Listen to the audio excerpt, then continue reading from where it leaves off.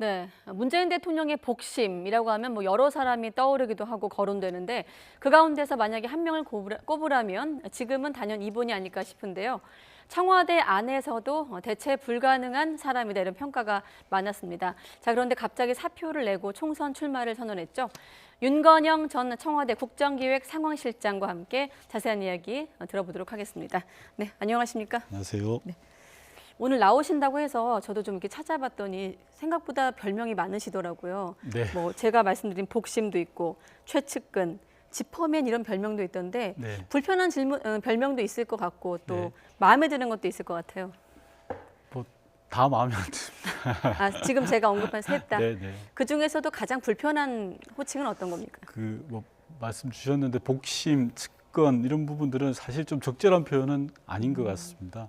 청와대가 이 시스템으로 움직이는 조직이고요. 그리고 청와대의 수석과 행정관들, 뭐 수석부터 행정관들 모두가 대통령의 참모고 대통령의 참모는 똑같은 건데 그 중에 어떤 이는 뭐 측근이고 복심이고 이런 정리는 조금 어울리지 않는다라고 생각하고 네. 대통령께서도 이제 전임 정부 때 이제 소위 말한 문고리 권력에 대한 폐해를 많이 봤기 때문에 그런 부분도 굉장히 경계하고 계시고 네. 스스로를 절제하고 계시다고 생각합니다. 네, 알겠습니다. 모든 별명이 좀 불편한 걸로 네. 정리를 하도록 하겠습니다. 뭐 말씀하신 대로 뭐 참모들 얘기를 하셨는데 네. 윤 전 실장께서는 대통령과 인연은 어디로 좀 거슬러 올라갑니까? 노무현 대통령 시절에 제가 청와대 비서관을 할 때 네. 그때 저희 직장 상사였습니다. 비서실장이셨죠. 그때부터 노무현 정부 때부터 알게 됐습니다. 아, 그때부터 네. 인연이 시작이 되었고 사실 출마 결심하고 사의를 밝혔을 때 아마 뭐 대중도 물론이고 기자들도 마찬가지고 네. 대통령 반응이 가장 궁금했을 것 같은데 연결해서 사실 지난 2015년에 불출마 선언 당시에 네, 네. 제 기억으로는 6명 안에 그것도 네. 이제 지금 문 대통령이 당시 당 대표 대표셨죠. 네. 당 대표 시절에 직접 그 6명 명단을 밝혔는데 그 안에 들으셨잖아요. 네. 그렇다 보니 이번 출마에 대한 대통령의 좀 어떤 생각도 궁금한데 어떤 반응이셨습니까? 제가 청와대를 그만두고 나오는 날 정심을 내주시더라고요. 근데 특별한 말씀은 없으셨고요. 네. 그냥 일종의 무언의 말씀이 아닌가 저는 그렇게 생각하고 있습니다. 아, 특별한 그럼 언급이 없었나요? 네, 출마와 관련해서는 그럼 출마와 관련한 것 말고 청와대에서 나가시는 거에 대해서는 어떤 좀 반응이셨어요? 잘 되길 바란다라는 정도의. 그거는 윤 전 실장님께서 결심을 한 건가요? 아니면 뭐 다른 분들하고 좀 상의해서 나온 결정이었나요? 물론 저의 결심도 있고요. 예. 다른 분들과의 상의도 있는 것 있습니다. 뭐 어떤 분들하고 좀 상의했는지까지는 여쭤보면 네. 네, 역시 지퍼맨이시라 말씀 많이 아끼시네요. 자, 최근까지도 총선 출마 계획이 없다 이런 보도도 있다가 네, 이제 네, 갑자기 출마 결심 쪽으로 이제 보도가 확장돼서 나가고 있는데 출마하는 건 이제 확정이 된 거고, 네. 또 일각에선 언론을 통해 보도가 된 내용입니다만은 그 청와대 관련 검찰 수사 때문에 좀 나서게 됐다 이렇게 보도도 되는데 정확한 결심의 좀 배경 직접 길게 좀 설명해 주시죠.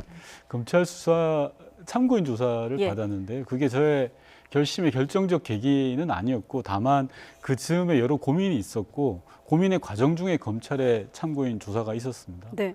제가 청와대를 나와야 되겠다라고 생각한 크게 세 가지가 있는데요. 첫 번째는 청와대가 고인물이 되어서는 안 되겠다라는 좀 판단을 하게 됐습니다. 네. 새로운 사람이 오고 능력 있는 분들이 와서 변화를 도모하고 활력을 주려면 그중에 좀 가장 오래된 저 같은 사람이 좀 그만두면 좋겠다라는 게 첫 번째 생각이었고요. 네.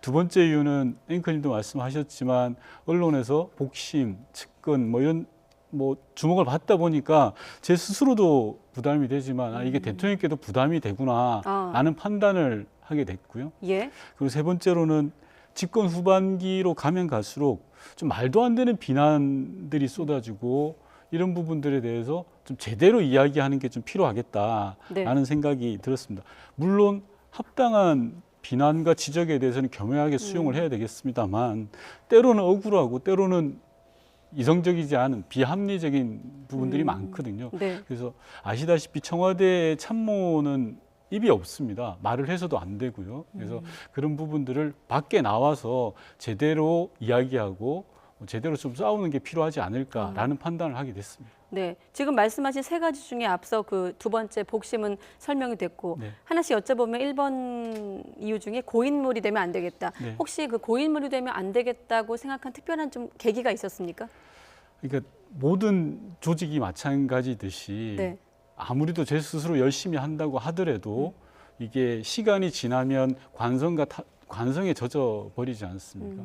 뭐 제가 농담조로 이야기합니다만 네. 청와대 내구 연한은 2년을 넘길 수 없다라는 생각을 내구 하거든요. 연한. 네. 네. 뭐 모든 기계랑 빗대서 좀 오해가 있습니다만 네. 그래서 정말 열심히 하거든요. 청와대 모든 참모들이 그런 참모들이 열심히 했을 때 적정한 시간이 되면 새로운 인력으로 좀 교체해 주는 게 맞지 않냐라는 판단입니다. 네. 그럼 우리 윤 전 실장께서 일단 내구 연한은 넘기셨네요. 네, 전 2년 넘겼습니다. 반 정도 계셨기 때문에. 네. 그리고 말도 안 되는 비난에 말씀하셨는데 가장 말도 안 됐던 비난은 누구에 대한 어떤 비난을 말씀하시는 겁니까? 네. 하나를 꼭 집어서 이야기하기보다는 예. 그렇습니다. 제가 말씀드린 것처럼 잘못한 거에 대한 비난은 겸허하게 받아들여야 됩니다. 근데 잘하고 있는 부분들, 문재인 정부가 이건 정말 성과다라고 하고 있는 부분들이 꽤 많다라고 생각합니다. 지난 2년 반 동안 문재인 정부는 인수위 없이 출범을 했습니다. 적지 않은 부분에 있어서 변화를 일궈냈다고 생각합니다. 네. 그게 전환의 시대라고 저는 규정을 하는데요. 많은 성과자들이 제대로 평가를 못 받고 있다라고 생각을 하고 예컨대 공정의 영역 또는 혁신의 영역 또는 포용의 영역에서 제대로 된 평가를 못 받고 있지 않나라는 생각에서 말씀드립니다. 네. 비난과 관련해서 현 정부와 언론과의 관계는 좀 어떻게 설정하고 계셨어요? 당연히 그건 뭐 건강한 긴장 관계가 맞다고 생각을 하고요. 네. 정부를 견제하는 곳이 언론이기 때문에 살아있는 권력을 철저히 견제 감시하는 게 언론의 역할이라고 생각합니다. 네. 지금의 언론은 이전의 그 정권 전과 지금 문재인 정부 들어서서 좀 변화가 있다고 보십니까? 저는 정상적인 긴장의 관계로 접어들고 있는 그런 과정이라고 봅니다. 네, 알겠습니다. 검찰 조사 얘기와 관련해 요 얘기만 한 가지 질문드리면 야권에선 뭐 관련해서 이 수사 때문에 총선까지 나서게 됐다는 설명까지 나오고 있습니다만 야권에서는 계속 유재수 전 부시장과의 연루 의혹을 꾸준하게 제기하고 있거든요. 여기에 대한 대목에 대해서 조금 직접 뭐 좀 구체적으로는 이른바 단체 그 단톡방에 없었다는 얘기도 인터뷰를 통해서 하셨는데 한 번 더 좀 설명해 주시죠. 제가 의혹과 관련해서. 예. 여러 번 말씀드렸는데요. 그런 단톡방 자체가 없었고요. 사실 무근입니다. 그래서 제가 뭐 인터뷰를 최근에 좀 하게 되면서 여러 번 말씀드려서 정말 반복해서 말씀드리는 네. 거지만 사실 무근입니다. 사실 무근인 걸로 네. 저희 YTN 인터뷰를 통해 다시 한번 네. 확인하셨고요. 또 한 가지 또 청와대 나오신 다음에 페이스북에 이런 표현 쓰셔서 또 계속 또 같은 질문 반복되는 질문 중에 하나가 대통령의 호위무사가 되겠다. 청와대 있을 때가 아니라 나오셔서 한 말이기 때문에 좀 더 화제가 되지 않았나 이런 생각인데 역시나 좀 어떤 의미로 좀 부당한 공격에 대한 반응인 건가요? 맞습니다. 맞습니다. 조금 설명드리면 네. 대통령 개인을 지키겠다라는 의미를 포함해서 촛불 정부의 가치와 개혁 과제들을 지켜나가겠다라는 큰 뜻까지 좀 담고 있다고 생각을 하는데요. 아까 앵커님 말씀드렸듯이 부당한 공격에 대해서는 할 말은 이제는 하자. 그리고 제대로 평가받자라는 취지라고 보시면 될 것 같습니다. 네, 알겠습니다. 또 청와대에서 인사추천위원 중에 한 분이시기도 했어요. 그러다 보니 조국 전 법무부 장관 임명과 또 윤석열 총장 임명과 관련한 또 어떤 입장도 궁금한데 잘된 인사였다고 보십니까? 뭐 결과론적으로 질문을 드려야 할까요? 아니면 어떻게 보십니까? 지금 시점에서 본다면? 그러니까 뭐 말씀 주신 것처럼 네. 지금 시점에서 지금의 평가를 가지고 결과론적으로 이야기하는 것은 좀 적절치 않다라는 생각이 들고요. 네. 당시의 상황과 조건이 있는 거지 않습니까? 그 조건에 맞는 인사였지 않냐라는 건 여러 번 말씀을 드렸던 것 같습니다. 다만 조국 전 장관과 관련해서 대통령께서도 여러 차례 말씀을 하셨지만 국민들이 분열되고 갈등하는 부분들에 대해서는 뭐 송구하다라고 말씀하신 바도 있고요. 대통령 모셨던 참모로서 그 책임은 느끼고 있습니다. 이제는 좀 그 부분을 뭐 대통령 신년 기자회견에서 말씀하셨지만 조국 전 장관을 좀 놔주자라는 표현도 하셨지 않습니까? 네. 저도 마찬가지인 것 같습니다. 그 이제는 마음의 빚이라는 표현이 또 신년사에서 나왔던 맞습니다. 표현이 조금 문제가 되기도 했었는데 그 대목은 어떻게 보세요? 뭐 그건 나온 이후신데 사실은. 네 지금 최근에 네. 검찰개혁 법안들 정말 어렵사리 통과가 됐지 않습니까? 예. 지난 그 1기 민주정부에서도 쉽게 처리를 못했던 법안입니다. 검경수사권 조정이나 공수처법 공이 마찬가지입니다. 그러한 법을 처리했던 배경은 국민들의 그 검찰개혁에 대한 열망이 모였다고 생각합니다. 그 열망에 대한 불쏘시개가 조국 전 장관의 그 과정 전체였다고 생각하기 때문에 예. 그런 취지에서 대통령께서 말씀하신 걸로 보여집니다. 네, 알겠습니다. 윤 전 실장께서 이제 인터뷰를 하시고 총선 출마와 관련한 질문들에서 결국 어디로 지역구로 나오실 거기 때문에 어디로 나올 것인가가 가장 큰 관심 아니겠습니까? 총선이란 어떤 그 대목만 놓고 봤을 때 최근에 또 한국당이 고발하기도 했고요. 선거법 위반 혐의로 네. 고발 조치하기도 했는데 좀 묶어서 어느 지역으로 좀 지금 얘기가 나오고 있는지 뭐 구로울도 지금 얘기가 나오고 있고 어떻게 정리가 돼가고 있습니까? 제 개인적인 생각은 있습니다만 네.